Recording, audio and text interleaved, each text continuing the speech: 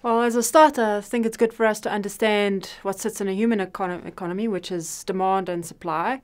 And similarly, in an ecosystem, you have demand and supply. You've got microorganisms that need nature, they need sunlight, they need water. And so if any one of those are disrupted in any of those systems, it creates an impact on one another. So I think a very good example at the moment is the drought in the Western Cape for a practical lesson in understanding this. And it's got a major impact in agricultural supply, and has also got a major impact on dairy supply. So immediately now you have a shortage of material, and so the whole economy system starts falling apart because it just creates repercussions all the way through. So I don't think that people really understand the real impact of climate change on our organizations, and similarly how these two are really interdependent, that a slight imbalance in the one can really cause a tremendous impact in another. And what makes it worse is the more the economy drives for demand to affect that supply, we are now in the position of using too many resources. I mean, I think by August of every year, we are using more than the annual allocation of resources for the year. We're now in 1.5 times every year. And that in itself creates excess demand, which means you're now putting pressure on natural systems, and again will create an impact on economy. So those things are interlinked by every part of what exists in our daily lives.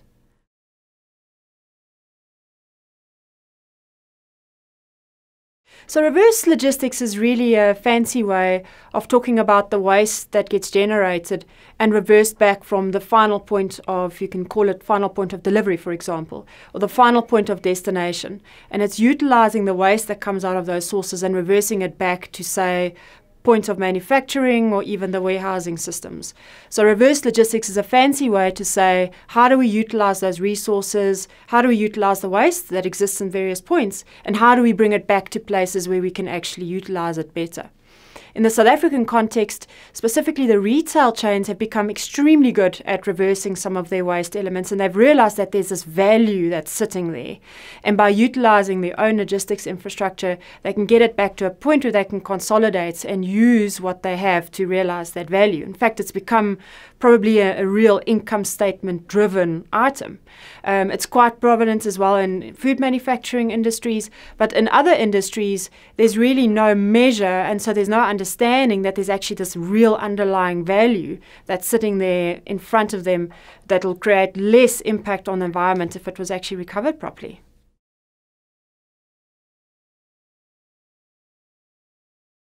So circular economy, and if I can just take a step back, is a typical day in the life of all of us is something called take, make and dispose. And I think we're all quite used to just walking into a shop, taking something off the shelf, eating what you can, and if you haven't used it, you throw it into a bin and it kind of goes its merry way. And that's a linear economy because there's no way in your mind for us as an individual understanding how we can actually recover and recoup that waste back to somewhere. A circular economy, however, says, how do we take what gets generated in a waste society and get reused? And underpinned by that are things like taking materials and converting it into energy to support those systems, converting it into agricultural resources to put back onto land, and also the typical things like recycling glass, which everybody knows about, recycling plastic, which everybody commonly knows about, and recycling paper. Those programs have been around for a long time. So typically a circular economy means, how do we reduce our waste to zero and reuse it in an economy that puts less pressure on all those other resources that we have around us, and let's use what we're actually wasting in the first place.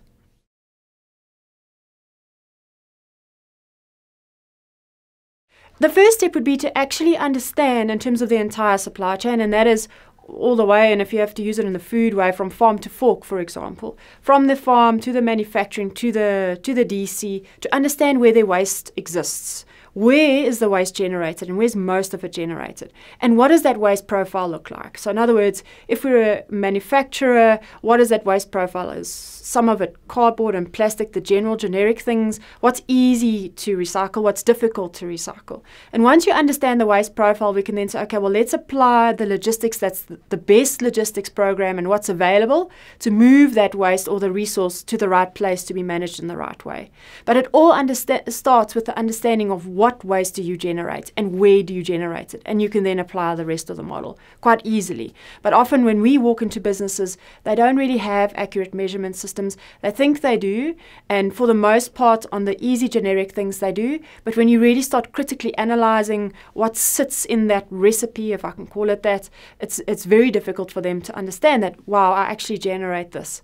And if you can tie it back to your models of manufacturing and link it to your wastage factors to make sure that it's managed and tracked and you know what's going in and what's coming out, it also helps you manage your manufacturing and your distribution legs. But certainly it starts with that understanding of where and how you generate it.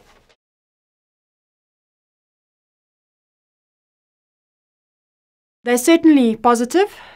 And the top ones would be less water, less electricity, and there's one or two of the recyclable items that might generate more. But you can imagine if you don't have to start from scratch, you probably have to use less resources. And the most important one of which is sometimes not thought of, is landfill airspace. I know that a lot of the municipalities around the country are running out of something called landfill airspace. And that is costly to the ratepayer. Because now if you've run out of landfill airspace, that means that municipality has to go and build another landfill, which means the money has to come from the ratepayer. Because every single time we throw something in the bin, you can imagine that you are taking up that landfill airspace, which comes at a cost. It's not free. So if you think it is, it really, really isn't.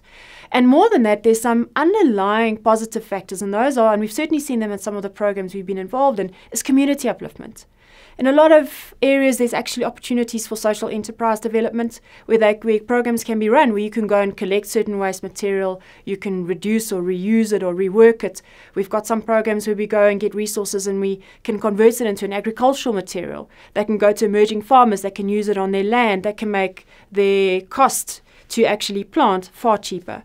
So it sits at different levels of the scale and depending on the material that gets generated, but holistically the effort that goes into it will always be rewarded.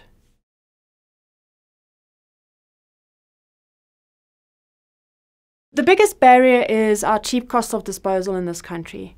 Hazardous waste does have quite a cost to it, but general waste, if you had to relate these costs to international trends in Europe, for example, their disposal costs are extremely high.